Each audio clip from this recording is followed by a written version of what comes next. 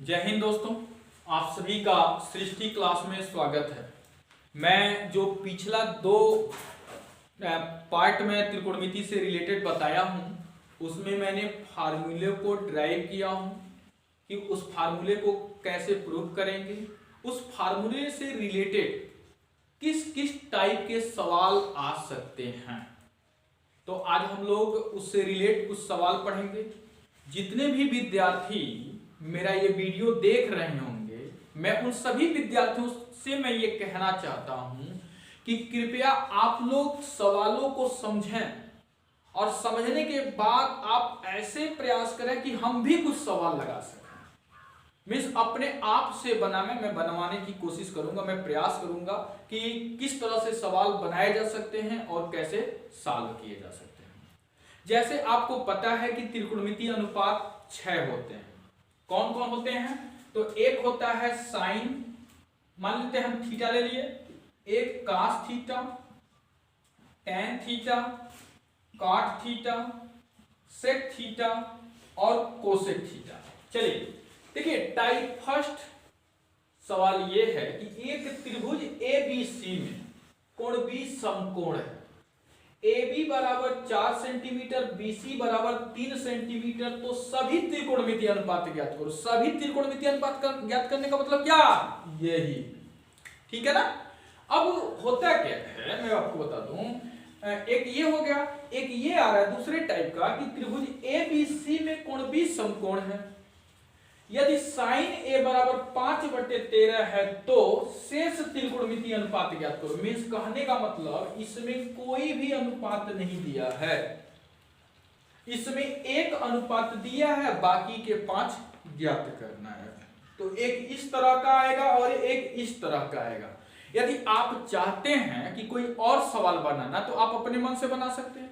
है तो त्रिभुज ABC हम लिखे हैं ना, इसके जगह पे आप PQR लिख सकते हैं, RST लिख सकते हैं, MNP लिख सकते हैं, कोई 3 बिंदु वाला त्रिभुज लिख सकते हैं। अंडरस्टैंड? और उसके साथ उसी से रिलेटेड कोई भी बिंदु को कोण माने लेंगे। जैसे हमने देखिए त्रिभुज ABC में कोण भी समकोण माना, तो उसी तरह से आप लिख सकते हैं कि यदि त्रिभुज MNP में कोण M समकोण है या N समकोण है या P समकोण है, उसके बाद कोई मान रख दीजिए, उसके बाद लगाना शुरू कर दीजिए। तो आपको कुछ नहीं करना है, बस क्या करना है, आप त्रिभुज का नाम दूसरा दे सकते हैं, भुजा की लंबाई दूसरा दे सकते हैं, उस पर लगा सकते हैं। देखिए सवाल तो बहुत बनेंगे, इसमें कोई इटबट नहीं है, बट फार्मूले एक ही होंगे, उसी फार्मूले पर आपको लगाना है। चलिए हम इस सवाल को ज्ञात करते हैं। सबसे पहले हम एक फिगर बनाएंगे। एक फिगर हमने बना दिया, यहां लिख दिया ABC। देखिए B यही है ना, समकोण की बात किया ना।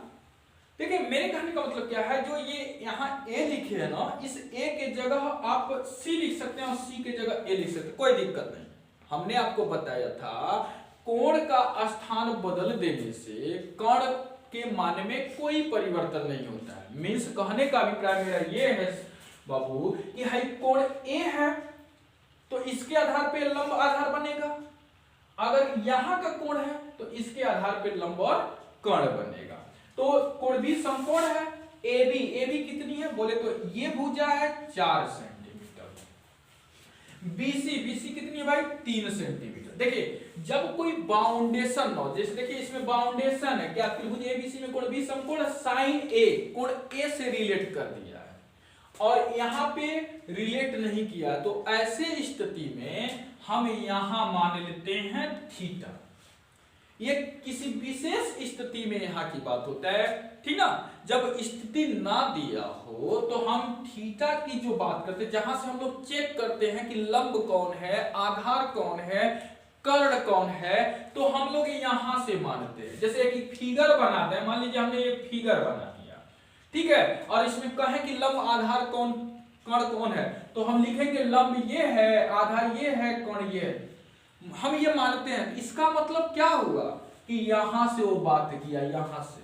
तो वही मैं कहना चाहता हूं कि हमेशा जो लंब आधार, अगर कोई केस ना हो तो तो लंब आधार जो कर्ण के कंडीशन बनते हैं, तो आधार वाले पे जो कोण बनता है उसी से हम ट्राई करते हैं, ठीक ना। लंब वाले में विशेष स्थिति होती है, तो यहां से हम लेंगे। अब देखो, जब तक हम कर्ण का मान नहीं ज्ञात करेंगे ना, तब तक हम इसमें से कुछ अनुपात नहीं ज्ञात कर सकते हैं। मतलब हम उसी अनुपातों को ज्ञात कर पाएंगे जो सूत्र लंब और आधार से रिलेट होगा। बातों को बड़ी ध्यान से सुनिएगा और समझने की कोशिश कीजिएगा।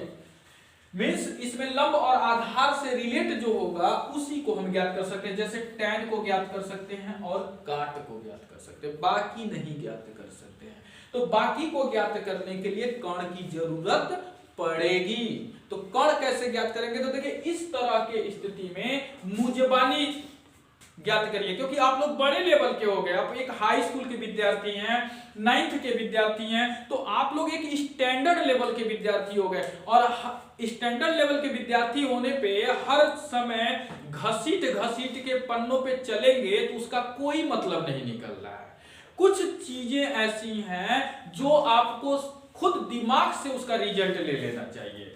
जैसे यही लेना है तो क्या करोगे, आप पहले समकोण त्रिभुज में फार्मूला याद करोगे पाइथागोरस पर में, कि कर्ण का जो वर्ग बनता है लंब के वर्ग और आधार के वर्ग के योग के बराबर होता है।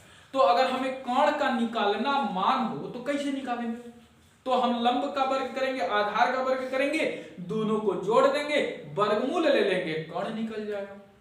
यदि आप लंब का निकालना चाहते, चलिए हम एक फिगर्स के माध्यम से समझाते हैं। जैसे मान लीजिए हमें ये निकालना है, कर्ण की वैल्यू निकालनी है, ध्यान से देखिएगा क्योंकि वैल्यू हम नहीं दिए, एक मुजबानी बता रहे हैं। तो आप कुछ मत करिएगा, इसको इसका वर्ग कीजिएगा, इसका वर्ग कीजिएगा और दोनों को जोड़ के वर्गमूल ले लीजिएगा, कर्ण इस भुजा की लंबाई ज्ञात हो जाएगी। कल्पना करिए कि ये भुजा और ये भुजा की लंबाई दी है और लंब का निकालना है, तो आपको कुछ नहीं करना है, कुछ नहीं, कर्ण का वर्ग कीजिए, जितना मनवा आवे आधार का वर्ग कर दीजिए, उस कर्ण के वर्गों में से आधार वाले वर्ग को घटा दीजिए, वर्गमूल ले लीजिए, लंब का मान आ जाएगा।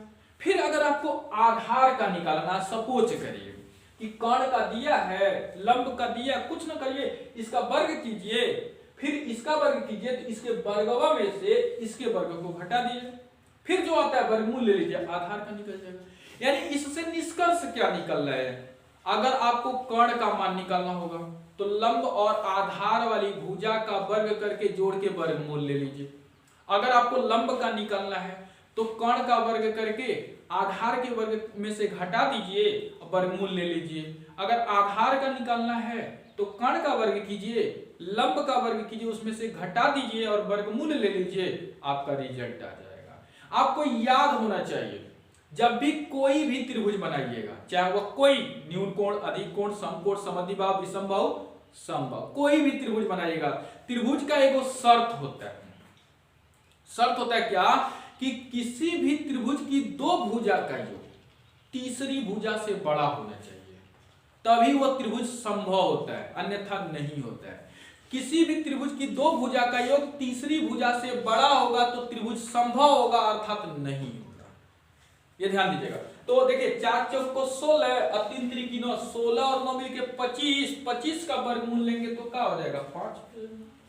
अब साइन थीटा बराबर लंब बटे कर्ण होता है ना, तो लंब कितना है 4 है, कर्ण कितना है 5। कास थीटा बराबर क्या हो जाएगा आधार बटे कर्ण, आधार कितना है 3, कर्ण कितना है 5। tan थीटा बराबर क्या होता है लंब बटे आधार, लंब कितना है 4, आधार कितना है 3।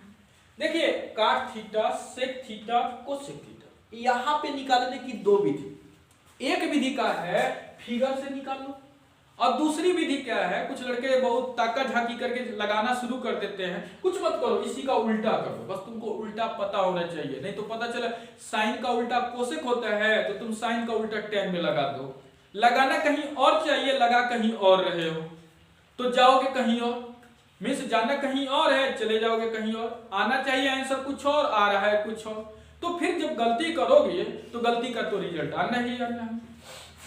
तो काट थीटा बराबर आधार बटे लंब, यानी इसी का उल्टा कर दो 3 बटे 4, आधार तुम्हारा ये है, लंब ये है।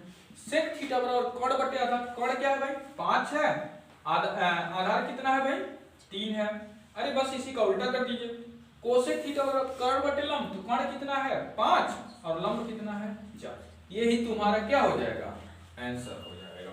ओके, तो एक विधि ये हुई, इसी तरह से आप बहुत सारे सवाल लगा सकते हैं। फिर हम बात करते हैं इस विधि पे। ये देखिए दूसरा जो है यहाँ पे, देखिए ये त्रिभुज ABC में कोण B समकोण है। चलिए हम एक फिगर बनाते हैं। मान लीजिए हमने एक फिगर बनाया ऐसे, B समकोण है तो 1000% है, B यहां रहेगा ना, यहां पे रहेगा कंफर्म है, यहां और यहां मत कर देना, क्योंकि समकोण पहचानना कि कहां पे समकोण बनता है। तो B यहां रखेंगे, A हमने यहां रख दिया, C हमने यहां रख दिया, सब कुछ। अब बोला कि त्रिभुज ABC में कोण B समकोण sin A बराबर 5/13। तो जब sin का अनुपात दे दिया, अनुपात 5/13 बोले तो लंब बटे कोण, लंब कौन है मेरे भाई, ये है ना कोण A, तो यहाँ पे लंब होगा 5 और कोण कौन है, ये है 13। कोई लड़का एक और बता दें फिगर, मान लीजिए B है, यहाँ पे रख दिया C और यहाँ पे रख दिया A, तो ऐसी स्थिति में साइन A का मान क्या होगा 5, तब हम यहां लिखेंगे 13 हम यहां लिखेंगे। देखिए दोनों फिगर को अगर देखा जाए तो दोनों में आपको थोड़ा डिफरेंस दिखेगा, दिख रहा है ना, लेकिन जब उसको सरल करेंगे तो वैल्यू में कोई डिफरेंस नहीं दिखेगा। फिगर डिफरेंस दे रहा है लेकिन वैल्यू में कोई डिफरेंस ही नहीं दिखेगा। तो कोई एक अपनाइए, मान लीजिए हमने ये अपना दिया है, देखो 13 हम 169, ऐसा रफ पे कर लिया जाता, 13 169, 5 5 25, यानी घटा के लेते हैं आधार। ये ध्यान दीजिएगा, लंब का मान घटा के लेते हैं, आधार का मान घटा के लेते हैं, और कर्ण का मान जोड़ के लेते हैं। क्यों? क्योंकि कर्ण वाला पावरफुल है, जानते हो ना, शक्तिशाली लोग थोड़ा सा दबंगी दिखाते हैं ना भाई, हिसाब किताब हम जोड़ जोड़ के लेंगे, घबराओ नहीं। तो -25 घटा देंगे 144, वर्गमूल लोगे मेरे बाबू तो क्या तैयार हो जाएगा 12। अब ये हो गया, तो पूछा क्या, शेष त्रिकोणमितीय अनुपात ज्ञात करो। शेष यानी साइन को छोड़ के बाकी ले लो, कास का, टेन का, कॉट का, सेक का, कोसेक। तो कास का क्या होगा, बोले तो कास ए के रूप में पूछा है, तो कास ए बराबर आधार बटे कोण, आधार क्या हो गया 12, कोण क्या हो गया 13। टेन का क्या होगा लंब बटे आधार, लंब क्या है 5/12।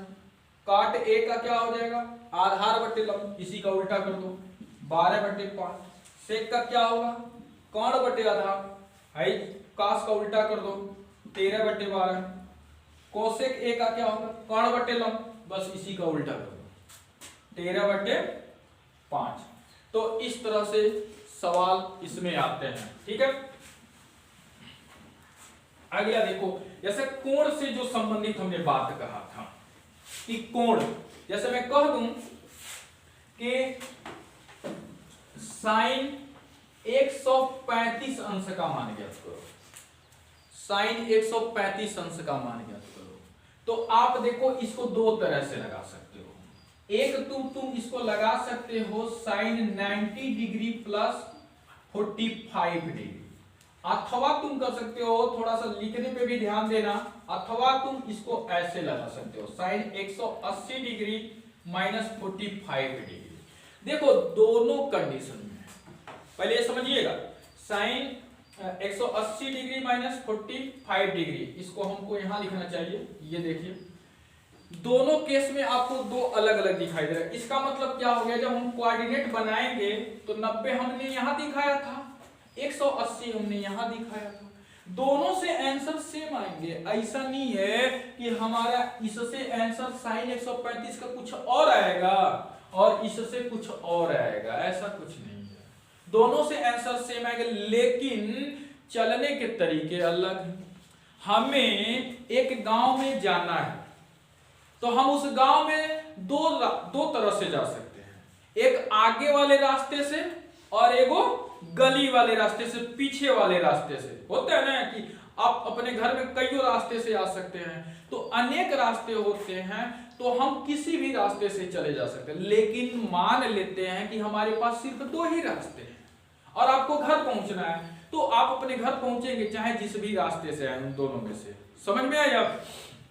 तो वही बात है कि 135 डिग्री का मान निकालना है, तो आप इस रास्ते से भी चलेंगे तो भी आंसर वही आएगा, और इस रास्ते से चलेंगे तो भी आंसर आएगा। मैं इसलिए बताना चाहता हूं ना, क्योंकि लड़के ज्यादा कंफ्यूज होता है। अरे सर जी आप तो है ही बतौले रनिया, कौन दूसरा लड़का अगर कोई बता रहा है, उसके सवाल को सॉल्व कर रहा है या दूसरे सर सॉल्व कर रहा है, तो उसको बड़ी दिक्कत होती है। अरे हमारे सर जी तो हाई सूत्र बताए थे, तो ये वाला गलत हो गया, उसके मन में कुछ पाप लगता है, चलो यार लग रहा है कुछ गलत जा रहा है क्या, तो पता चलता है अगर ये बताएंगे तरीका तो वो सोचता है कि ये, लेकिन पढ़ने वाले विद्यार्थियों के लिए ऐसा कुछ नहीं होता है। ये थोड़ा सा जो कहते हैं मनबड़ विद्यार्थी होते हैं, पढ़ते कम है मनबड़ाई ज्यादा करते हैं, तो उनके लिए, क्योंकि मनबड़ कोई विद्यार्थी नहीं है, लेकिन जब नहीं पढ़ेंगे तो मनबड़ है ये है, पढ़ेंगे तो अच्छे विद्यार्थी हैं।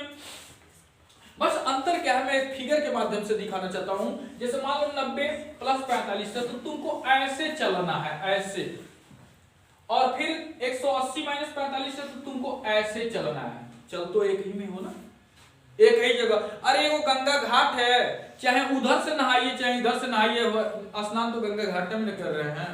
हाँ बताए है ना, नदी का भाई दो किनारा होता है, एक बायां है तो एक दायां। अगर बाएं किनारे से कोई स्नान कर रहा है तो कोई दाएं किनारे से, कोई ये नहीं कह सकता है कि भैया हमने बहुत अच्छा काम कर दिया या बहुत बेकार काम कर दिया।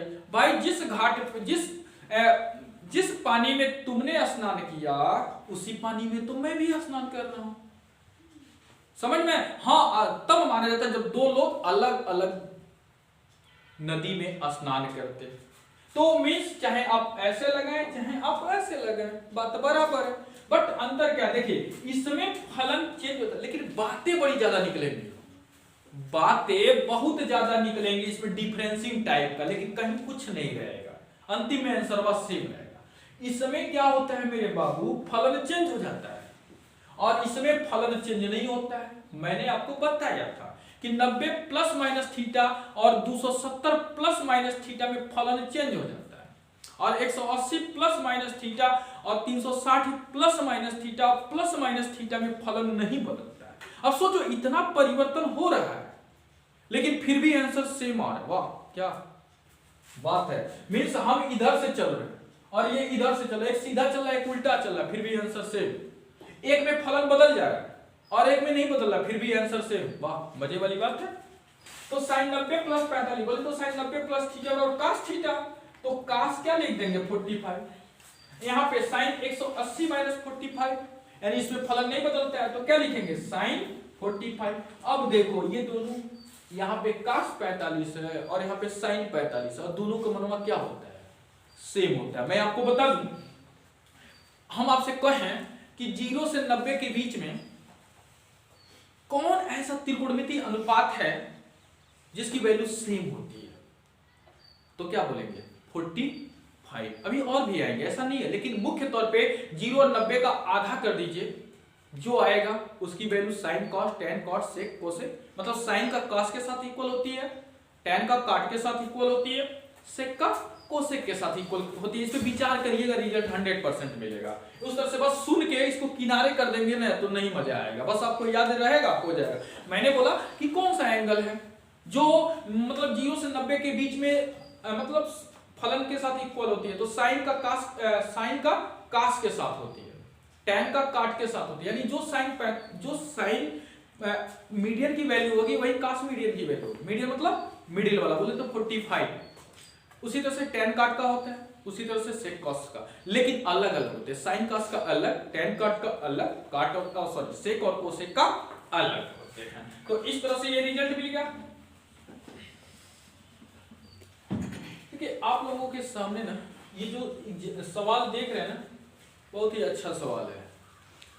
मैं आपको बता दूं, जैसे अक्सर लड़कों से कहा जाता है, जैसे हिंदी बोल के लिखवाया जाता है बड़ी अच्छा खासा लिख लेते हैं, इंग्लिश बोल के लिखवाया जाता है बड़ी अच्छा खासा लिख लेते हैं, लेकिन उसी में कुछ लड़के होते हैं जो लिख नहीं पाते, कुछ थोड़ा थोड़ा गलती कर देते हैं।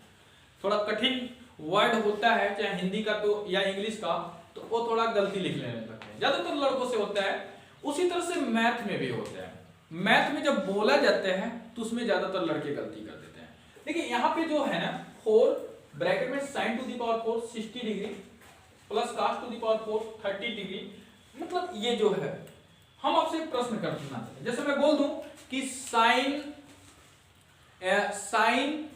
स्क्वायर 30 डिग्री, एक ये जैसे मान लीजिए साइन स्क्वायर 30 डिग्री, क्या इसको हम ऐसे लिख सकते हैं साइन 30 डिग्री स्क्वायर,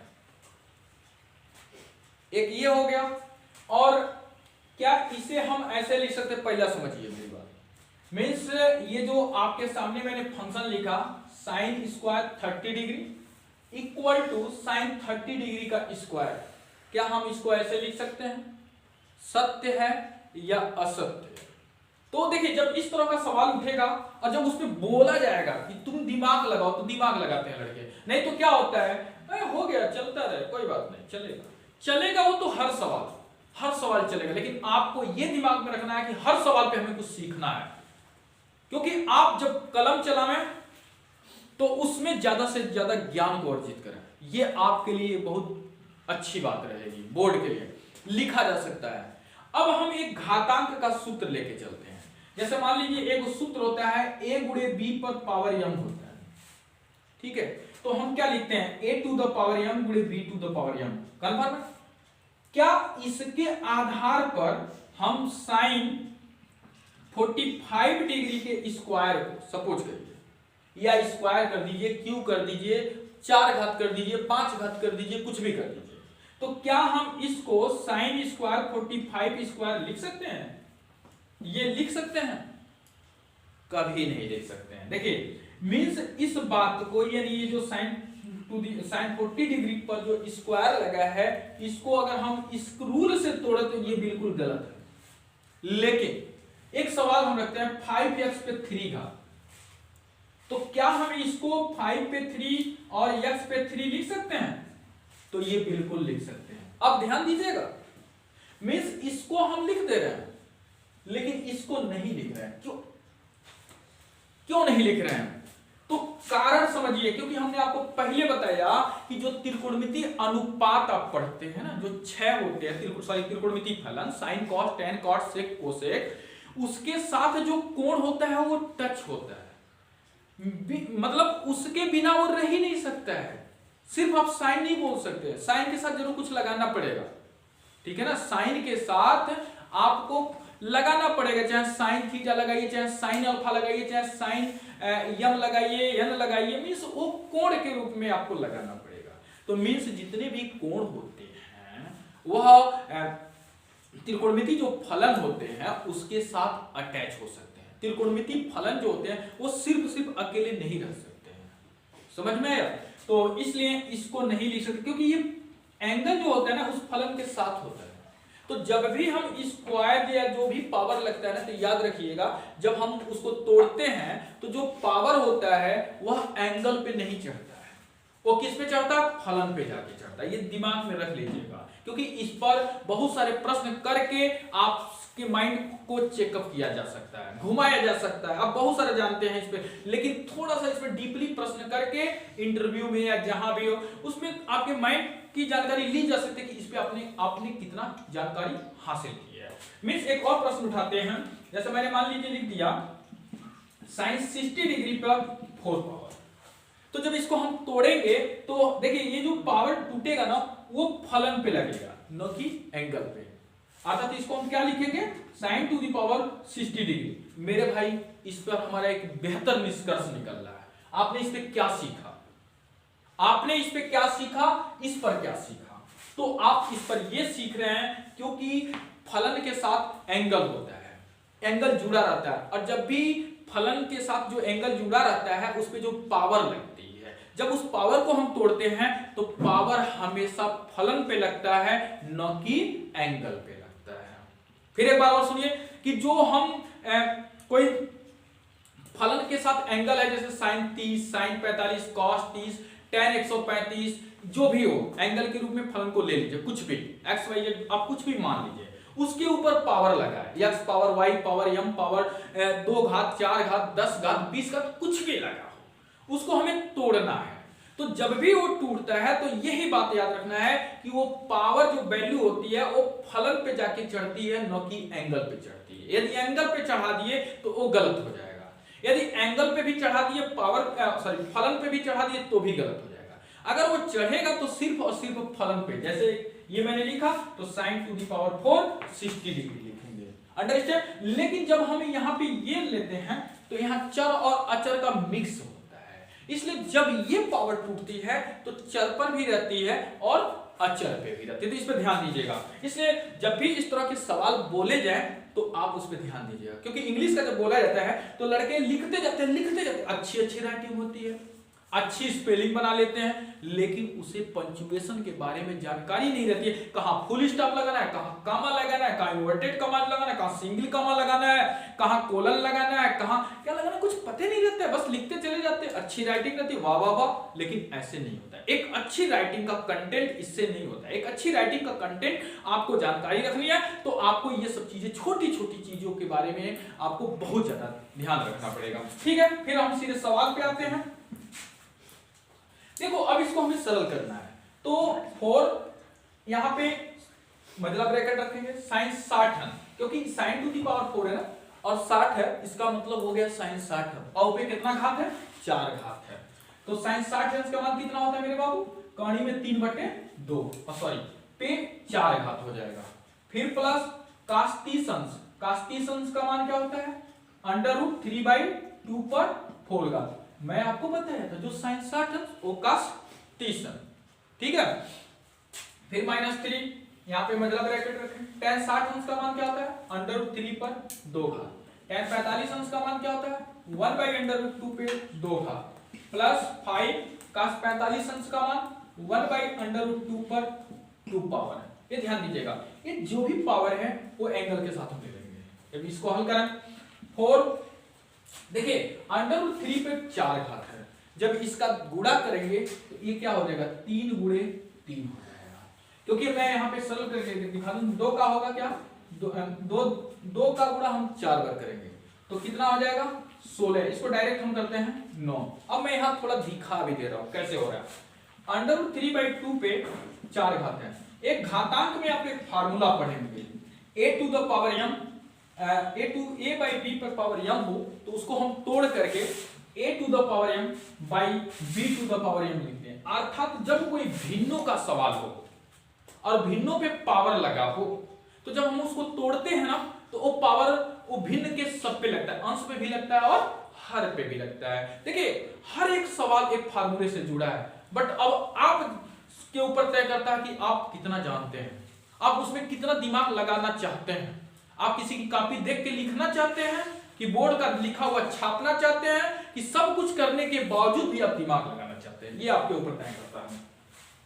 तो इसको हम देखिए तोड़ेंगे तो √3 पे 4 घात और बटे 2 पर 4 घात, इसको तोड़ेंगे तो देखिए अंडर जब भी होता है ना उसकी वैल्यू 1/2 होती है, तो हम इस पे क्या लिखेंगे, 3 पे 4 पर 1/2 कट गया 2 बार में, 3 पे कितना हो जाएगा, 2 बराबर कितना 9, और 2 पे 4 का मतलब क्या हो गया 16, क्योंकि देखिए जब किसी वैल्यू पे पावर लगी हो तो उस वैल्यू का उतनी बार गुणा करते हैं, न कि उतनी में गुणा करते हैं। में और बार बहुत डिफरेंस है और बहुत कंफ्यूज करने वाला पॉइंट होता है। जैसे मैं लिख दूं एक एग्जांपल के तौर पे 3 पे 5, इसका मतलब क्या हो गया, 3 × 5 = 15 नहीं, 3 का गुणा हमें 5 बार करना पड़ेगा। चलिए एक छोटा सा एग्जांपल लेते हैं, 2 पर 3 घात है, मैंने इसका 2 आंसर लिखा 8 और 6, कौन सही है, तो कुछ लड़के 6 बताते हैं, कुछ लड़के 8 बताते हैं, लेकिन रियली में कौन सही है, तो ये सही है। क्यों, क्योंकि 2 का गुणा हम उतनी बार करेंगे जितना पावर लगाया, तो 3 पावर लगाया तो 2 दूना 4 दूना 8, और 2 का गुणा 3 में तो 6 हो जाएगा, खत्म हो जाएगा, आंसर में गलत हो जाएगा। क्योंकि आप एक सवाल पढ़े होंगे 2 धन 2 भागा 2, अक्सर लड़के क्या कोई आंसर देता है 2, कोई देता है 3, लेकिन एक्चुअली में क्या है आंसर 3 वाला, क्योंकि का को पहले काटिए तब पीछे 2 बार, बोले तो बॉर्डर मास का यूज करके हमको यहां लगाना है। कुछ लोग जोड़ करके भाग दे देंगे, कुछ लोग भाग दे के जोड़ेंगे, भाई दोनों का अपने अपने तरह से लगा रहे हैं, लेकिन रियलिटी एक ही लोगों का आएगा जो नियम से लगाएगा। इसलिए हर सवालों को नियम से समझने की कोशिश करें। तो 9/16, फिर वही बात यहाँ पे हो जाएगी 9/16, मतलब ब्रैकेट -3, देखिए √3 का वर्ग क्या हो जाएगा 3 - 1/2, देखिए अंडर रूट वर्ग को खत्म कर देता है, ये हो गया प्लस 5 × 1/2। देखिए 4 जब हर समान हो, छोटे बच्चों में पढ़ाया जाता है, जो पढ़ के आप लोग आ चुके हैं। अब तो आप लोग बड़े हो गए ना, 4 फीट 4.5 फीट 5 फीट के हो गए। जब आपको भिन्नों का जोड़ पढ़ाया जाता था तो उस समय 2.5 फीट 3 फीट 3.5 फीट के थे, बोले तो 2 क्लास 3 क्लास 4 क्लास के थे। अब तो बड़े क्लास के हो गए। तो अब तो मुजबानी बताई जा सकती है, इसमें कोई इटपट नहीं है। बस शब्दों में जानिए कि जब हर समान हो तो अंश प्लस का चिन्ह तो अंश जुट जाता है, माइनस का चिन्ह आएगा तो घट जाएगा। तो यहाँ तो प्लस का चिन्ह है, तो 9 और 9 मिलकर कितना हो जाएगा 18 गुणे 18/16 माइनस, देखिए 2 तिया 6 में से 1 गया 5, तो माइनस 3 गुणे 5/2, इसको हल करेंगे प्लस 5/2। देखिए 4 से कट जाएगा 18/4 माइनस 3 बचे 15/2 प्लस 5/2, ये कटेगा 2 बार में, तो यानी 9/2 माइनस 15/2 प्लस 5/2। देखो सबका हर समान है तो प्लस प्लस को इसके साथ जुटेगा, माइनस घटा देंगे। तो देखिए ये 9 है ना, 9 और 5 मिलके 14, और 14 में से 15 जाएगा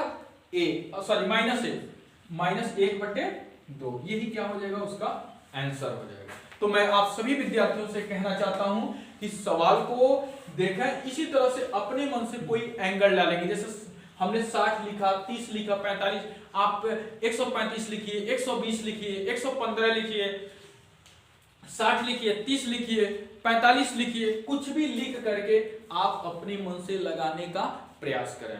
आप सभी से मेरा निवेदन है कि आप लोग मेरे चैनल को सब्सक्राइब करें और लाइक करें।